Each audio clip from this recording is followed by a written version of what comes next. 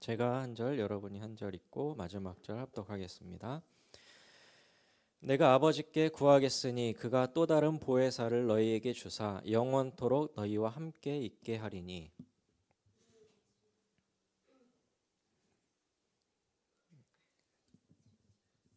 그는 진리의 영이라 그를 받지 못하나니 이는 그를 보지도 못하고 알지도 못함이라. 그러나 너희는 그를 아나니 그는 너희와 함께 거하시며 또 너희 속에 계시겠음이라. 내가 너희를 고아와 같이 버려두지 아니하고 너희에게로 오리라.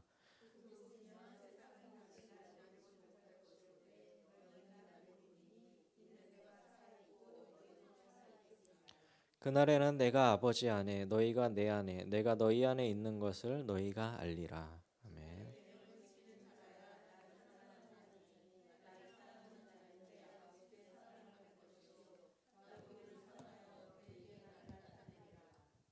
예, 거기까지입니다.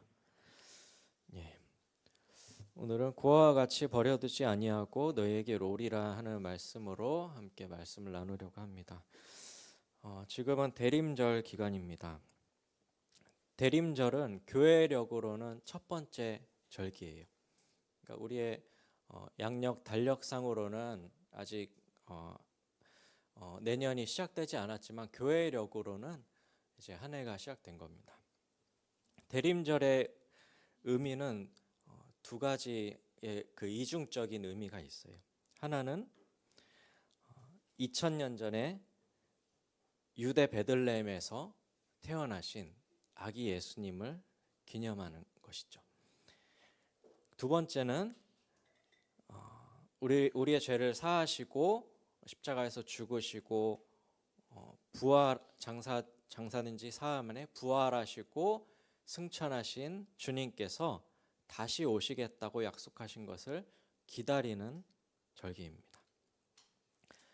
한자로는 기다릴 때 이말임 마디절 해가지고 기다리는 절기라고 할 수 있습니다. 우리의 삶은 기다림의 연속인 것 같아요. 부부가 임신하면 출산을 기다립니다. 아이가 세상에 태어나기를 기다리죠. 그리고 아이가 이 세상에 태어나면 이 아이가 언제 뒤집기를 할까? 언제 걸을까? 그 순간을 기다립니다. 그리고 아이가 걷기 시작하면 이 아이가 언제 엄마라고 할까? 언제 아빠라고 할까? 그걸 기다리죠. 그리고 아이가 건강하게 잘 자라길 기다리고 시험을 앞둔 사람은 공부하면서 시험일을 기다립니다. 우리가 대학에 가면 대학 가서 공부하면서 취업하기를 기다립니다. 장사하는 사람은 손님을 기다립니다. 군인들은 제대일을 기다립니다. 취업하면 퇴근 시간을 기다립니다. 연인끼리 데이트를 할 때 우리는 애인을 기다리고 그 애인과 약혼할 때 결혼식 날짜를 기다립니다. 이렇게 우리의 수많은 기다림 가운데 희노애락이 있고 그것이 우리의 삶입니다. 우리가 기다린다고 하는 것은 곧 어떻게 살아갈 것인가에 대한 그런 문제입니다. 2000년 전에 유대 땅에서 메시아를 기다리던 사람들이 있었습니다. 토라와 모세가 썼던 토라와 선지자들의 글에 약속되어 있던 그 메시아가 너희 가운데 와서 너희를 구원할 것이라고 토라와 선지자들의 글에 약속된 그 메시아를 마음에 품고 기다리고 있던 사람들이 있었습니다. 그 시기는 로마 제국의 지배 가운데 있던 시기였죠. 로마 제국의 지배 가운데 괴로워하고 힘겨워하던 사람들이 있었습니다. 가난하고 병들었던 자들이 있었습니다. 그 사람들이 메시아를 간절히 기다렸고 그들은 예수님을 만나게 되었습니다. 반면에 로마 제국의 보호 아래에서 아주 부유하고 안전하게 살았던 사람들도 있었죠. 그런 사람들은 메시아를 기다리지 않았을 것입니다. 그런데 예수님의 제자들은 예수님을 간절히 기다렸고 예수님을 만나자 이분이 메시아구나 하고 자신의 모든 것을 버려두고 예수님을 따르기 시작했습니다. 예수님께서 빌립을 보시고 나를 따르라라고 말씀하셨고 빌립이 예수님의 제자가 되었습니다. 그리고 빌립이 기쁜 마음으로 자신이 알고 있던 나다나엘에게 뛰어가서 말합니다. 내가 메시아를 만났다. 성경에서 약속된 그 메시아를 내가 보았다. 우리 함께 가자. 그렇게 말하였죠. 동트기 전이 가장 어둡다라는 말처럼 그 어둡고 절망스러운 그 시대 가운데에 그 절망 가운데 있던 사람들에게 메시아가 임하였고 그들을 만나 주셨습니다. 우리는 다시 승천하셔서 다시 이 땅에 오실 예수님을 기다리고 있습니다. 예수님이 빨리 오시는 게 좋을까요? 아니면 늦게 오시는 게 좋을까요? 어떻게 생각하십니까? 아마 우리가 처한 환경에 따라서 다를 수 있을 것 같습니다. 정말 그 2000년 전에 고통 가운데서 정말 오실 메시아, 우리를 구원해 주실 메시아를 간절히 찾았던 그 사람들처럼 우리가 너무나 힘들고 어렵고 이런 상황 가운데서 주님이 빨리 오셨으면 좋겠다라고 생각할 수도 있고, 아니면 지금 내 상황이 너무 부유하고 부족할 것이 없어서 메시아가 오는 것을 생각하지도 못하고 살아갈 수도 있습니다. 그렇게 오시겠다고 약속하신 주님께서 분명히 속히 오리라라고 말씀하셨는데 2000년이 흘렀습니다. 속히 오시겠다고 했는데 왜 이렇게 늦게 오시는 것일까요? 예수님께서는 그날은 너희가 생각하는 것처럼 그 더디에 오는 것이 아니라 하나님께서 오래 참으셔서 많은 사람들을 구원하시기 위해서 참으신다고 말씀하십니다. 그런데 우리는 그 예수님이 오실 날을 언제가 될지는 모르겠지만 2500년이 될지 3000년이 될지 모르죠. 하지만 확실한 것은 여기에 계신 분들은 모두 앞으로 100년 안에는 다 예수님을 만날 거라는 거죠. 우리는 종말을 기다릴 필요가 없어요. 종말이 만약에 지금으로부터 500년 뒤에 종말이다 하면 우리가 500년을 기다릴 필요가 없는 거죠. 우리는 다 우리의 짧은 인생을 사는 것이고 우리의 인생을 마치고 나서는 바로 이 시공간을 뛰어넘어서 예수님을 만나게 되는 것입니다. 그러니까 그날이 더디 올 거야. 벌써 2000년이 지났는데 안 오시잖아. 2500년이 될지, 지금 뭐 화성에 간다고 뭐 하는데 이런 기술의 시대에 어떻게 예수님이 언제 오실지 알아 하고서 손 놓고 있으면 그게 믿는 사람들의 태도가 아니라는 것이죠. 제가 얼마 전에 충격적인 뉴스를 하나 봤는데요.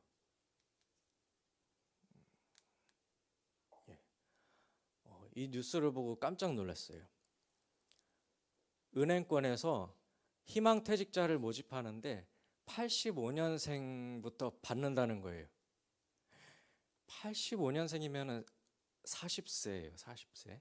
그렇죠. 저보다 어린 나이인데 희망퇴직을 받는다는 거예요. 깜짝 놀랐습니다. 제가 그 20대 때 이런 말이 유행했어요. 4호정, 5, 6도. 뭐냐면은 45세가 정년이다. 그리고 65세까지 4호정, 5, 6도 56세까지 일하면 도둑놈이다.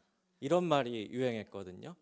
그런데 그걸 넘어서 벌써 40세에 벌써 회사에서는 너무 나이가 많아, 나가줬으면 좋겠다, 이런 생각을 한다는 거예요. 와, 깜짝 놀랐습니다. 이걸 보면서 나는 이제 늦었구나. 회사에 들어오고 싶어도 들어갈 수가 없구나.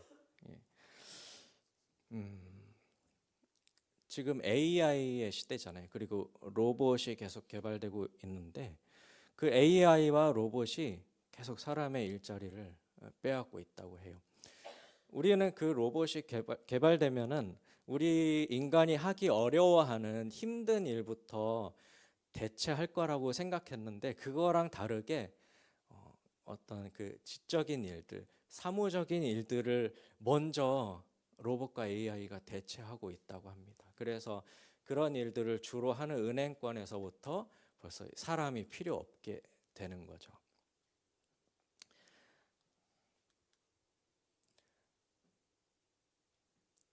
얼마 전에 이재명 대통령이 그 손정희 소프트뱅크 회장을 면담했습니다. 그곳에서 두 사람이 대화를 나눴는데 이 손정희 회장이 강조한 것이 있어요. 이 손정희 회장이 누구인지는 아시죠?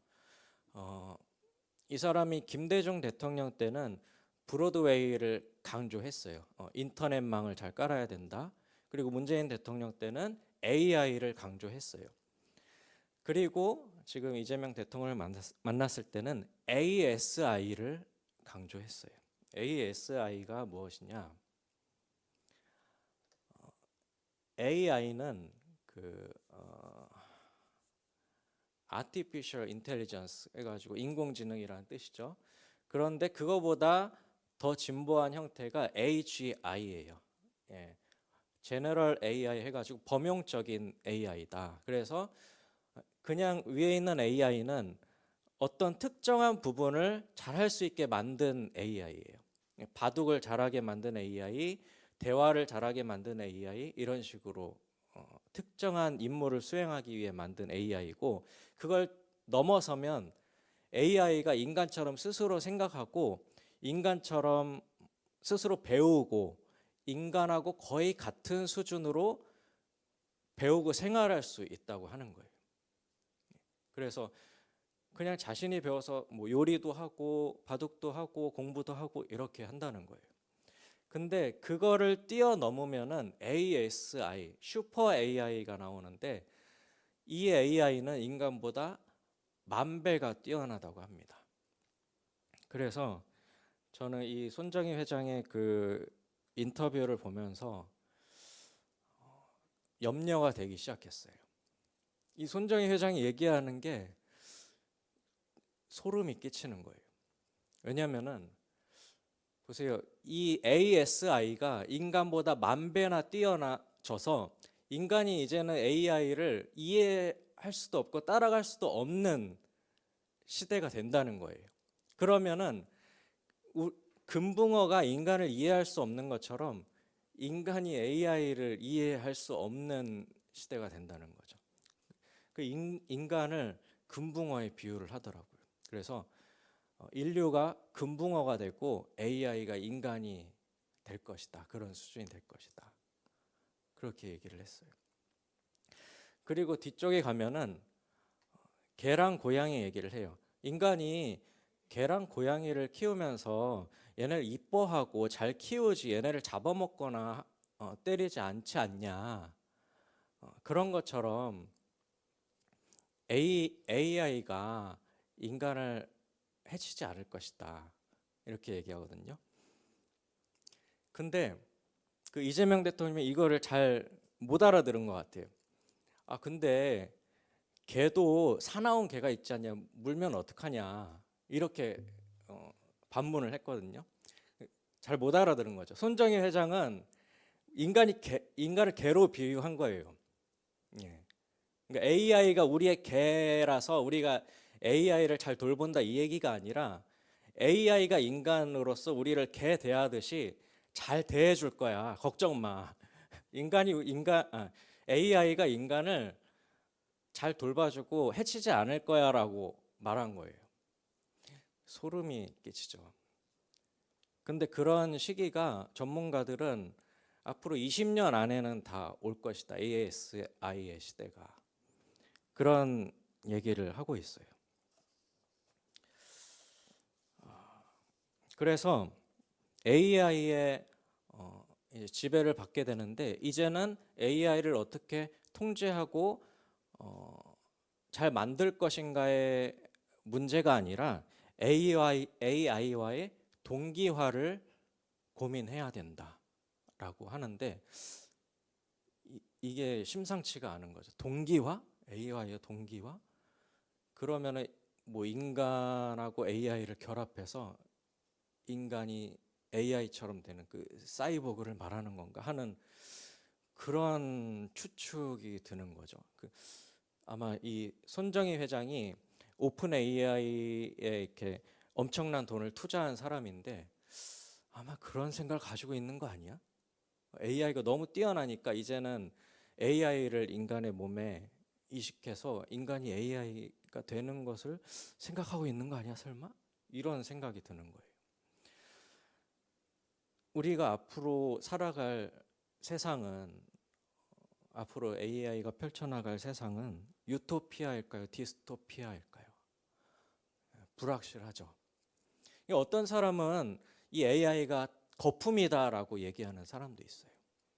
그게 그렇게 되지 않는다. 이거 지금 주식을 뻥튀기 하기 위해서 하는 소리고 이건 거품이다라고 하는 사람들도 있어요. 반면에 이렇게 손정희 회장처럼 AI는 우리보다 만 배 더 뛰어날 것이다 이렇게 하는 사람도 있고, 그러니까 불확실한 거죠. 앞으로 어떻게 미래가 펼쳐나갈지 모르겠어요. 우리가 한 번도 걸어가지 못했던 길을 우리는 앞으로 가게 된다는 거예요. 저는 뭐 저희 같은 사람은 그래도 괜찮아요. 우리는 지금까지 해왔던 잡이 있고 지금 우리가 일해야 되는 시대에서 이렇게 바뀌진 않을 거니까. 그런데 태아가 걱정되는 거죠. 우리 자녀들 태아가 이제 20대가 돼서 일할 때가 되면은 과연 어떤 세상이 될 것인가. 이게 너무 불확실하잖아요. 이 불확실성 가운데서 굉장히 두려운 마음이 드는 거죠.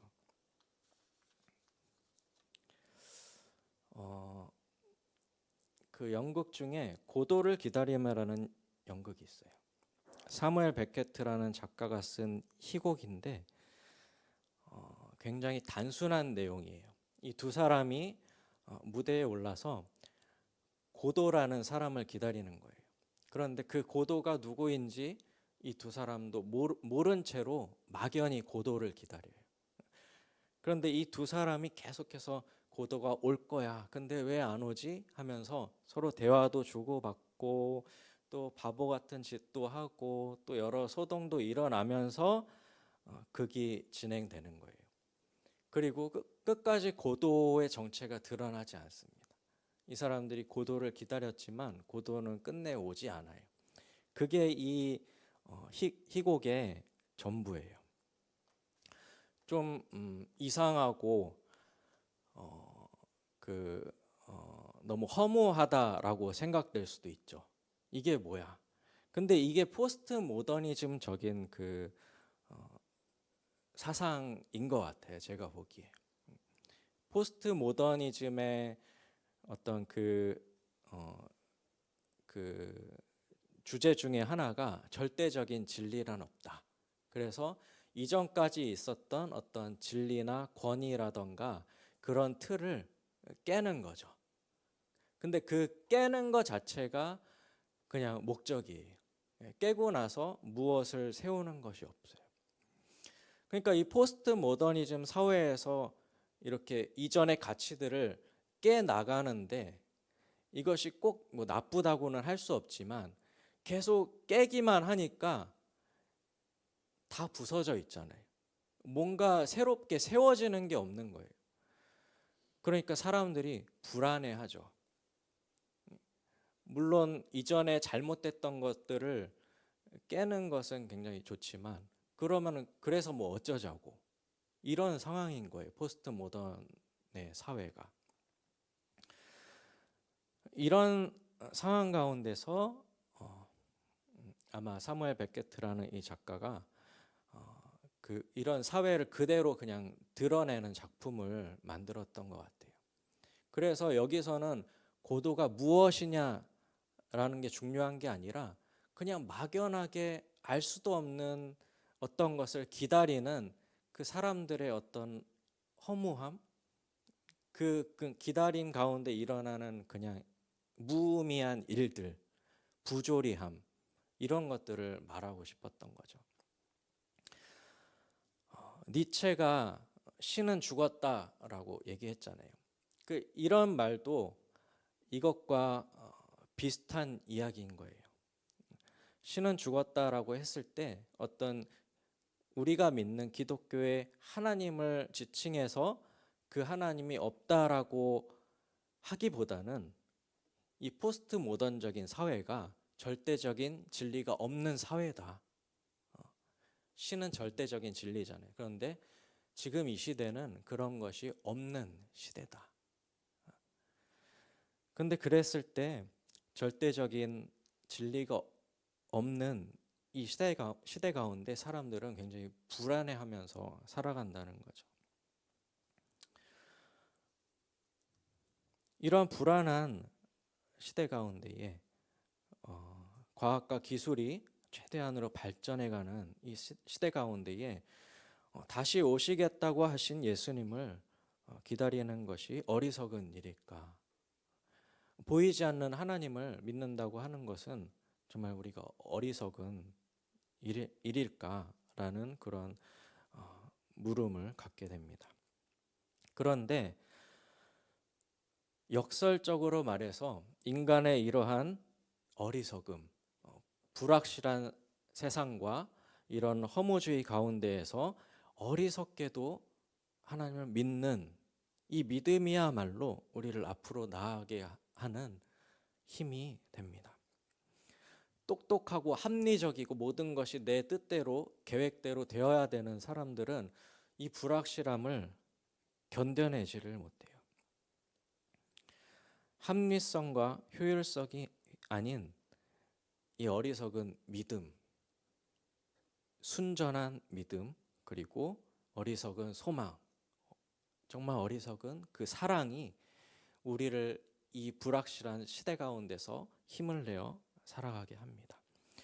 요한복음 9장 41절에서 예수님께서 바리새인들에게 이렇게 말씀하셨어요. 너희가 맹인이 되었더라면 죄가 없으려니와 본다고 하니 너희 죄가 그대로 있다. 그러니까 바리새인들은 우리는 부족한 것이 없다. 우리는 죄가 없는데 너는 왜 우리를 죄인이라고 하느냐?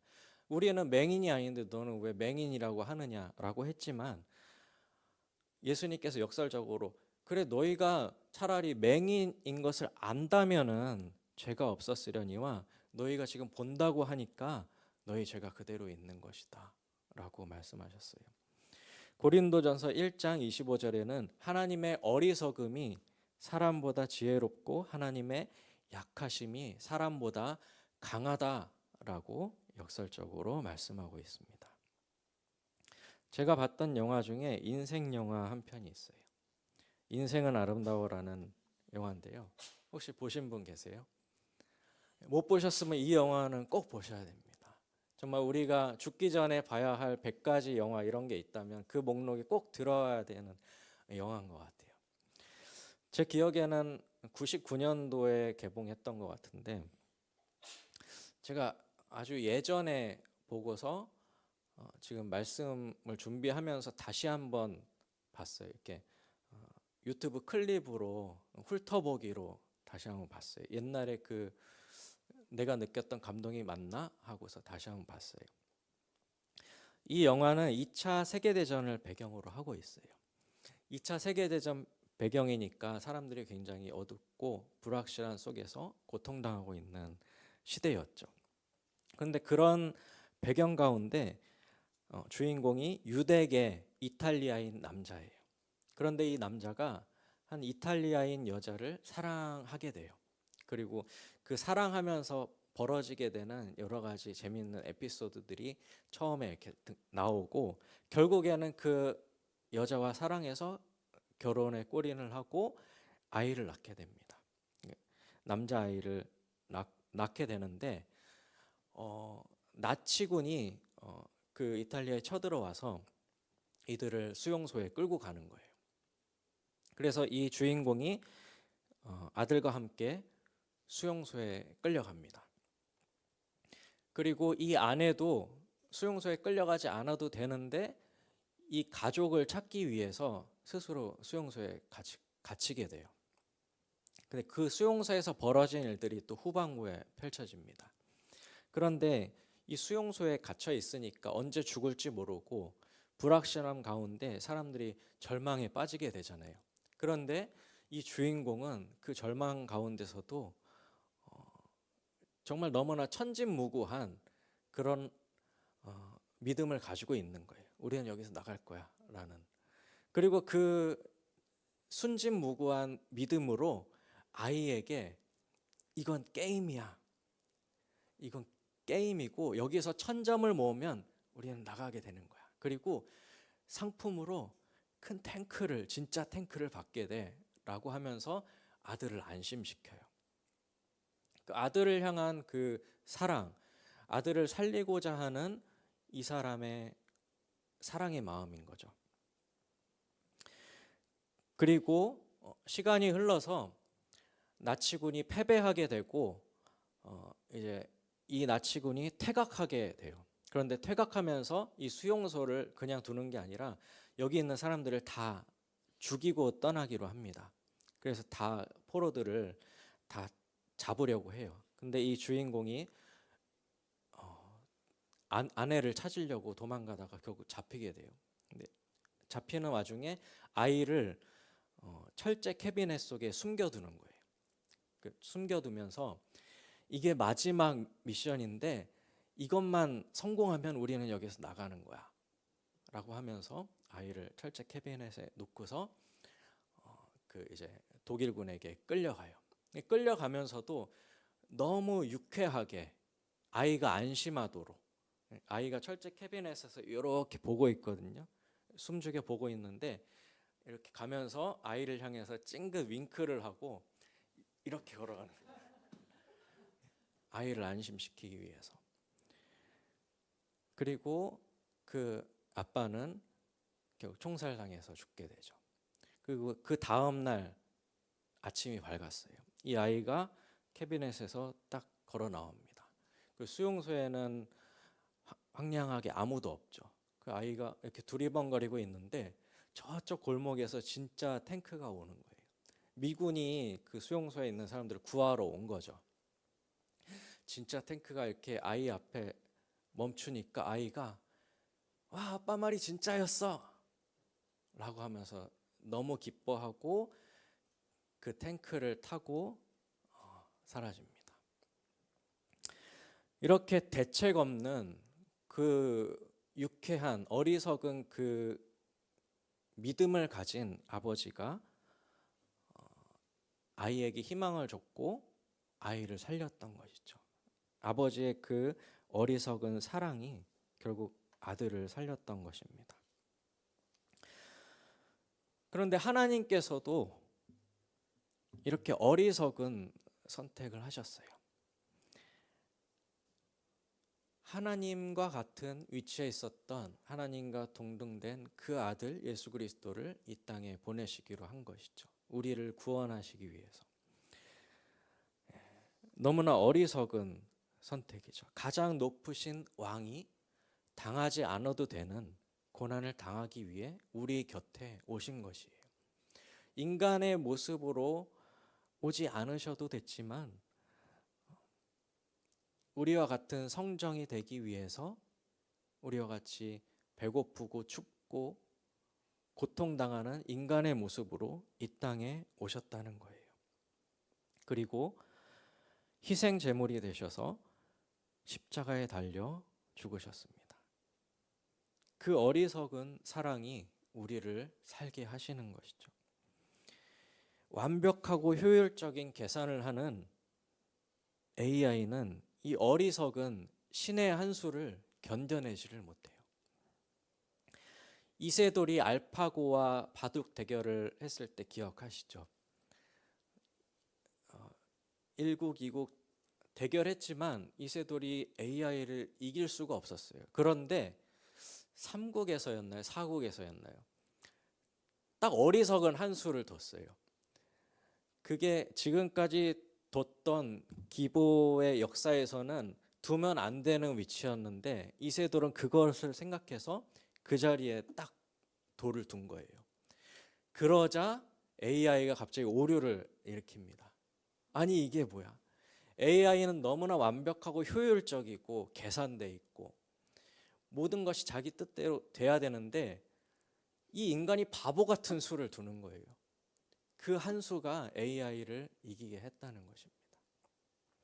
그런 것처럼 이 어리석은 사랑의 한 수, 도저히 이해할 수 없는, 그러지 않았어야 될 것 같은 그 하나님의 선택이 우리를 구원하셨다는 거예요. AI 시대에 살아남을 사람은 똑똑한 사람일까요? 아니면 계획을 잘 세우는 사람일까요? 아니면 의지가 강한 사람일까요? 저는 이렇게 과학과 기술이 발달할수록 정말 어린아이와 같은 순수한 믿음을 가진 사람이 바로 이 불확실한 세대 가운데 살아남을 사람이라고 생각합니다. 하나님께서 세상의 미련한 것들을 택하사 지혜 있는 것들을 부끄럽게 하시고 약한 것들을 택하사 강한 것들을 부끄럽게 하시겠다고 말씀하셨어요. 그 옛날 히브리인들이 이집트를 탈출해서 가나안 땅에 들어갈 때에 너무나 똑똑하고 사리분별이 있는 10명의 정탐꾼들은 벌써 계산이 끝나서 우리는 이길 수 없다라고 말하고 좌절했지만 너무나 천진난만하게 믿었던 여호수아와 갈렙은 그래 저들이 강해 그것이 사실이야 하지만 우리는 하나님과 함께니까 이길 수 있어 라고 천진난만한 믿음을 가졌고 그 믿음으로 승리했습니다. 하나님께서는 어린아이와 같은 순수한 믿음을 가졌던 여호수아와 갈렙 그리고 아무런 힘 없는 광야에서 태어났던 그 2세대들 어린아이들은 가나안 땅에 들여보내셨습니다. 하나님께서는 그렇게 바보같이 믿고 어리석게 사랑하고 삶에 치이고 깨어지고 부서지고 고통스러워하면서도 끝까지 하나님을 붙드는 그러한 자들과 함께 하십니다. 제가 사역을 그만둘 때쯤 우울증과 공황장애로 힘들어했어요.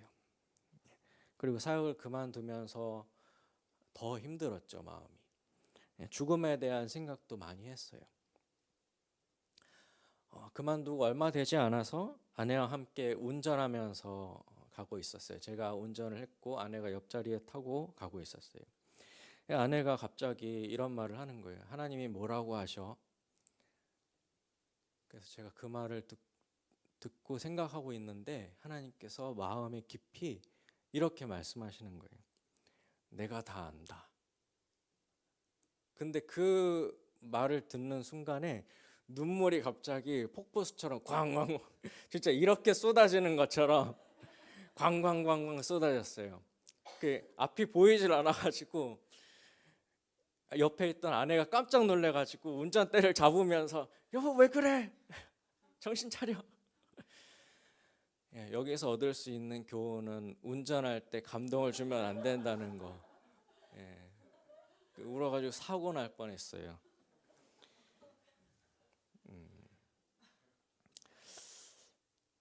저번 주에 신경애 집사님 간증을 들으면서 공감 가는 부분들이 많이 있었어요.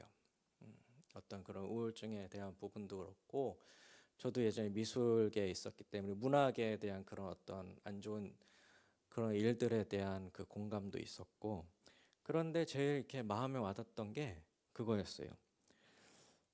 그 우울증을 치료받고 나서 배우로서 살아가는 것이 아닌 그냥 살아가는 것의 의미를 알았다라고 하는 게 마음에 딱 꽂혔어요. 저도 미술을 하다가 저는 세계적인 작가가 되는 게 꿈이었거든요. 나는 세계적인 미술 작가가 될 거야라는 게 거창한 저의 꿈이었는데 그걸 그만두고 신학을 하게 됐고 이제 목회자의 길을 걷기로 했죠. 그런데 그것조차 저는 하지 못했어요. 그것조차 실패했을 때 저는 많이 좌절하고 힘들었지만 그, 그 힘든 가운데서 정말 여러 가지 일들을 했죠. 처음에 그 인테리어 공사도 하고, 공사하는데 인부로 일하기도 하고, 또 장사도 하고 여러 가지 일들을 했는데, 그런 삶의 소용돌이 속에서 내가 뭘 해야 될지도 모르겠고 삶의 의미도 없는 것 같고 정말 반농담으로 이 생망, 정말 이번 생은 망한 것 같아라고 그런 생각됐던 그런 시간 가운데서도 정말 저도 그 우울증을 지금은 이제 치유받았다고 생각을 해요. 네, 저는 뭐 약을 먹을 그런 건 아니었어요. 물론 그 정도는 아니었지만 계속 그 우울감이 계속 있었는데 좀 스스로 계속 막 이겨내 보려고 했던 것 같아요. 자기 개발 책도 있고 막 운동 선수들이 하는 그 어떤 루틴, 자기를 이렇게 고양시키고 막 힘내게 하기 위한 그런 루틴도 배워서 막 써먹고 막 그러면서 막 고군분투하면서 어쨌든 지나왔는데 그런 과정 가운데서도 하나님께서 저와 함께 하셨고 하나님께서 계속해서 인도해 주셨던 것 같아요. 그러면서 저는 이제 계속 치유받았다고 생각하는데 그 치유받으면서 제가 생각했던 것도 그거거든요. 목회자로 살아가는 게 중요한 게 아니라 어떤 그 직업으로서 목회자가 아니더라도 그냥 살아가는 것이 정말 의미 있는 일이고 감사한 일이다. 꼭 직업적인 어떤 종교인이 아니더라도 저는 여전히 복음을 전하고 있고 언제든 복음을 전할 수 있습니다. 그리고 저는 미술도 했고 신학도 했고 장사도 했고 노동도 했기 때문에 이 모든 일이 지나고 나서는 예전에는 그렇게 생각했어요. 나 미술도 그만뒀고 신학도 그만뒀고 장사도 잘 안 됐고 노동도 너무 힘들고 나는 다 안 되는구나라고 생각했지만 이 모든 일이 다 흐른 뒤에 지금 생각하는 거는 나는 뭐든지 다 할 수 있는 사람이구나. 이 불확실한 시대 가운데 나는 예술가도 될 수 있고 나는 복음 전하는 자도 될 수 있고 나는 자영업자도 될 수 있고 나는 노동하는 사람도 될 수 있다. 이것을 하나님께서 가능하게 하셨구나. 그리고 하나님께서 이 시간들을 통해서 나를 더 강하게 하셨구나. 라는 그 대책 없는 믿음. 지금 40대가 되어서 쿠팡에서 상하차를 하면서 은행에서 벌써 40대는 나이가 들어서 받지 않는다고 하는 이 상황 가운데 이런 어떤 대책 없는 삶의 긍정성, 좋아 그냥 가는 거야. 에라 모르겠다 정신이 좀 생긴 것 같아요. 불확실성 가운데서는 이런 정신이 좀 필요한 것 같아요. 대책 없는 믿음, 어리석은 믿음, 에라 모르겠다 정신. 이런 불확실성 속에서 강하게 살아나갈 수 있는 힘이 됩니다. 예수님께서 제자들에게 이제 십자가에 달리시기 전 제자들과 최후의 만찬을 하시면서 제자들에게 내가 가면은 거처를 마련해서 너에게 보혜사를 보내주실 것이야. 그리고 그 보혜사가 너희와 함께 하면서 세상 끝날까지 너희를 인도할 거야라고 분명히 약속을 하셨어요. 그러면 예수님께서 말씀하셨기 때문에 우리는 이것을 대책 없이 믿으며 나아가는 것이죠. 우리를 고아와 같이 버려두지 아니하시고 이 불확실한 세상 가운데에 정말 세상에 내던져진 존재 같은 우리들을 그냥 고아와 같이 내버려 두시는 것이 아니라 우리와 언제나 함께 하시구나. 그리고 앞으로 세계가 어떻게 펼쳐질지 우리는 알지 못하지만 확실한 것은 하나님께서 우리와 함께 하신다는 것. 분명하게 우리에게 말씀해 주셨듯이 고아와 같이 너희를 버려두지 않을 것이다.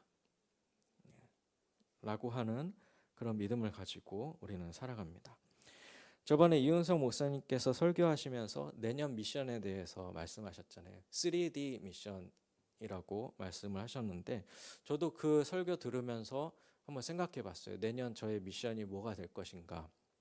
그러면서 제가 예전에 20대 때 썼던 사명 선언문을 다시 떠올려 봤어요. 예전에 일기장에 썼던 사명 선언문이 있었는데 그 일기장 분실해서 지금은 없거든요. 그런데 그때 썼던 그 정확한 워딩은 기억 안 나는데 그 대략적인 그 워딩이 생각나요. 나는 글로써 말로써 예술 작품으로서 하나님 나를 전파하는 자가 될 것이다라고 그때 썼거든요.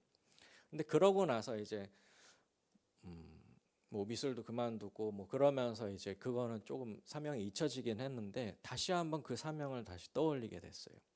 아, 그래, 나는 여전히 말할 수 있고 글로 쓸 수 있고 나는 그림도 그릴 수 있어. 저의 내년 그 사명 미션이 그게 되는 것 같아요. 예. 그래, 해보자. 글 써보고 그림도 그리고 그것을 통해서 어떤 하나님의 나라를 전파하는 일에 조금이라도 도움이 되고 그것을 통해서 어떤 사람들에게 소망을 전할 수 있는 길이 될 수 있지 않을까 하는 그 막연한 기대감으로 내년 그렇게 한번 살아보려고 합니다. 예. 우리가 함께